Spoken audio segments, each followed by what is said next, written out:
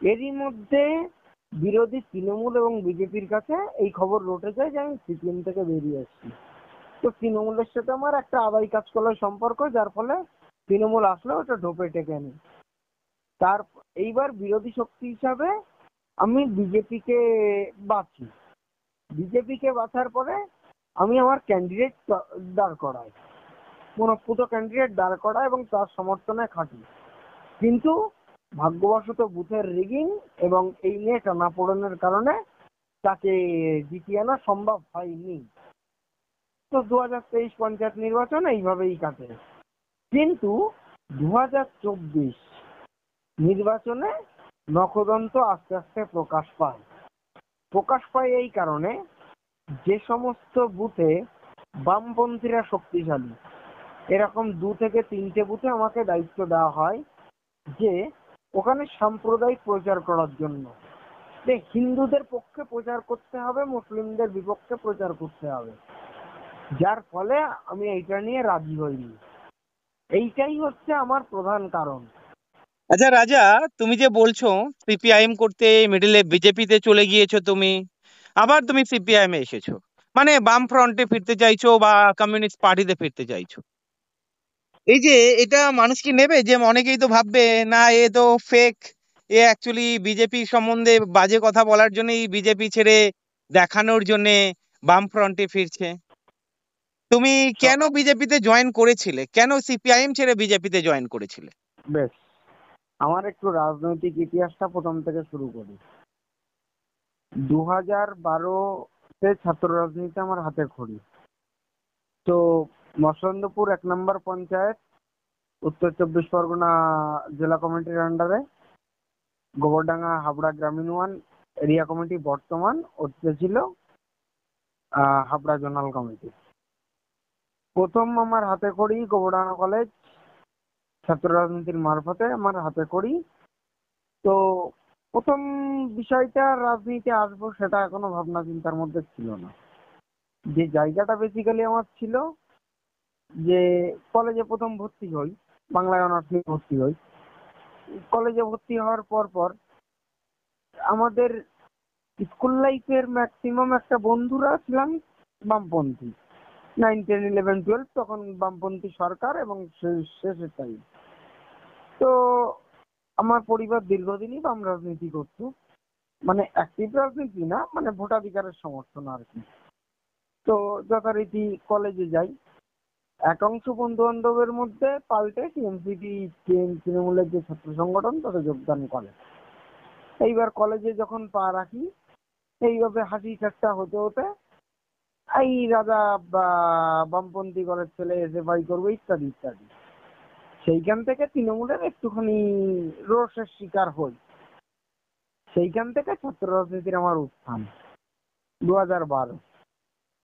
2012 two 2015 college রাজনীতি, 2014 থেকে গ্রামের রাজনীতিতে ফেরা।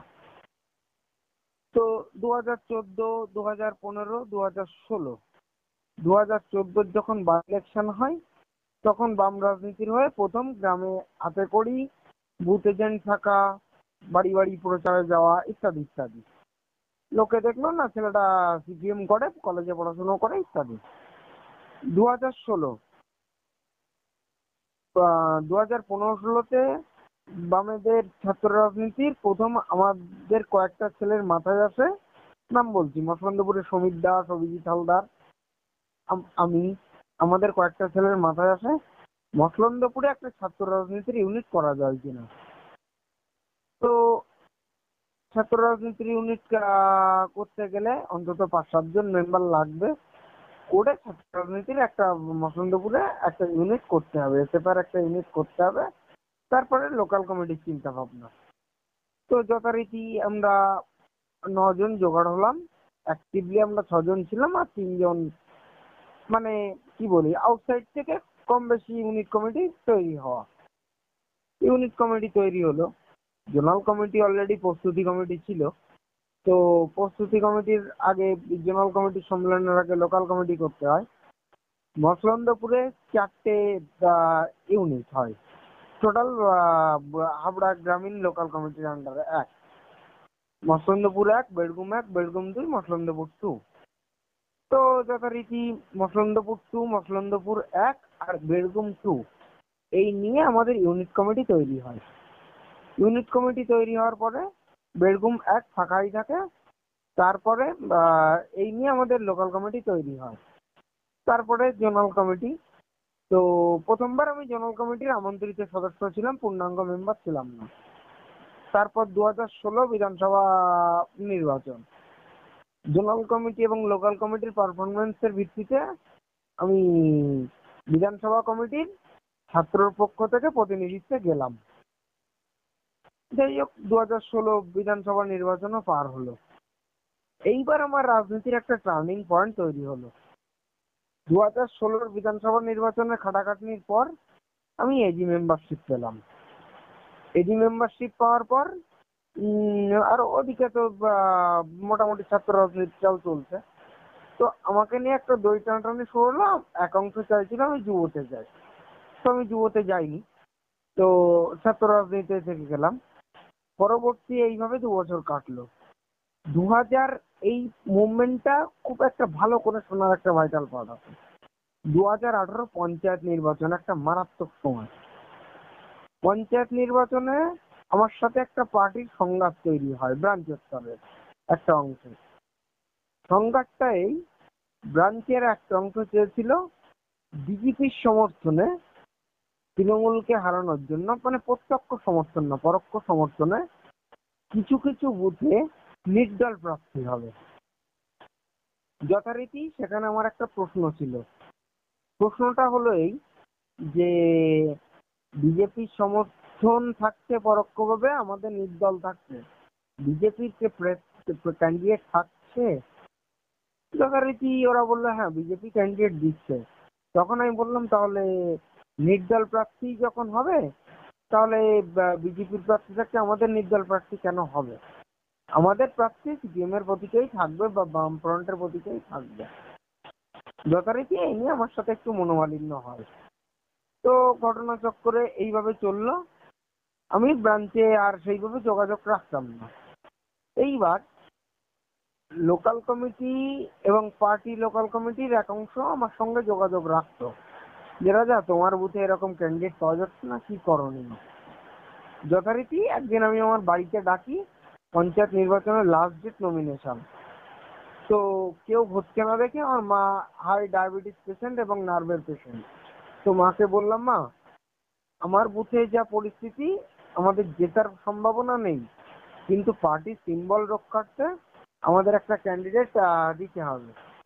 তো যাতে আমার বুথটা না মিস হয়, পার্টিটা সিম্বলটা যাতে থাকে, ক্যান্ডিডেটটা তুমি হও। পার্টির নেতৃত্ব মাকে রিকোয়েস্ট করার ফলে ক্যান্ডিডেট হয়।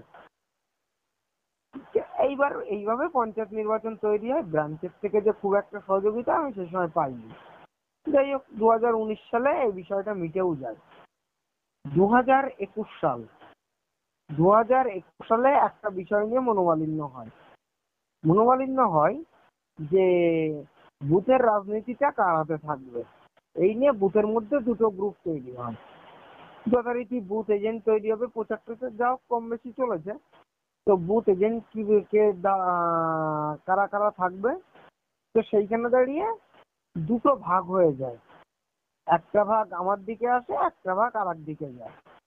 যথারীতি আমি ঝুট ঝামেলা গন্ডগোল লবিবাজির জন্য আমি আমার দায়িত্বটা বুথ এজেন্টটা ছেড়ে দিই।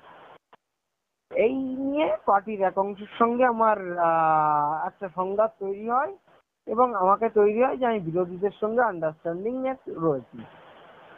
তো এইবার আসে এদিক থেকে সিএম এর পালা। তখন আমাকে সিএম এর জায়গাটা এই অজুহাতে আমাকে দেওয়া হয় না।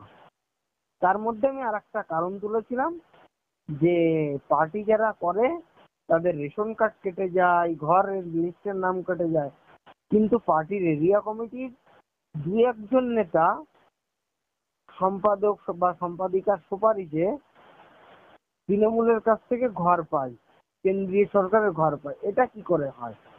এই নিয়ে আমাকে মৌখিক শোকজ করা হয়। যথারীতি এইসব নিয়ে টানাপোড়েনের কারণে আমি কোনো উত্তর না দিয়ে আমি পার্টির থেকে বেরিয়ে আসি। এবং লিখিত এই দিক থেকে রিজাইন দিয়ে। তারপর 2021 এইভাবে আমার কাটে।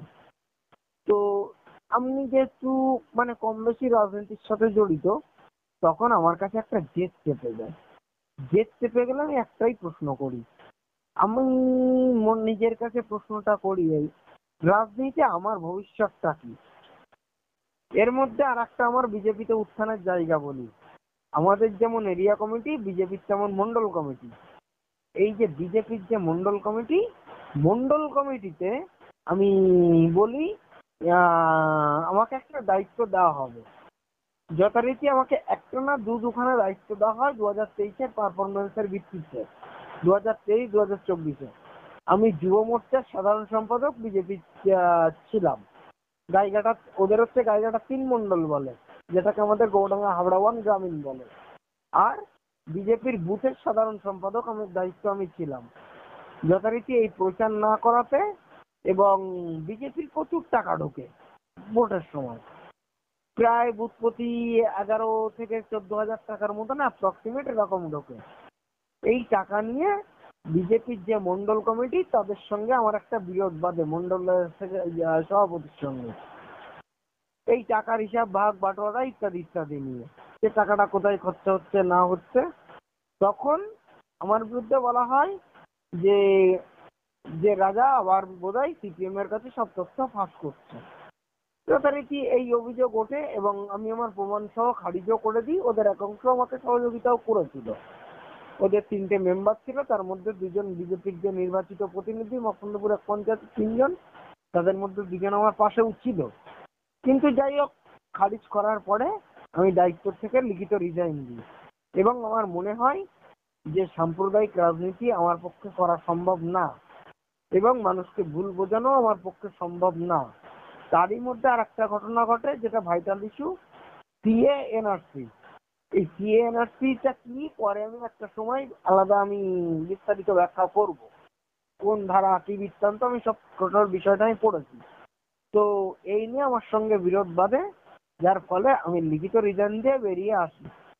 এইবার পরবর্তীকালে সিপিএম এর একটা অংশ পরোক্ষভাবে আমার বাড়িতে আসে, তো আনঅফিসিয়ালি, তার জন্যই বললাম পরোক্ষভাবে। তো এইবার সেইখানে দাঁড়িয়ে, আর যেহেতু বাম রাজনীতির সঙ্গে আমি যুক্ত, সেহেতু ভেবেইছিলাম যে রাজনীতি থেকে বিমুখ হব, কিন্তু নিজের জায়গা, নিজের ইমেজটা নষ্ট হয়ে যাবে। সেই জন্য আবার চিন্তা করছি, হয়তো রাজনীতিতে আমার ফেরা উচিত, আর ফিরলে বাম রাজনীতিতে ফেরা উচিত।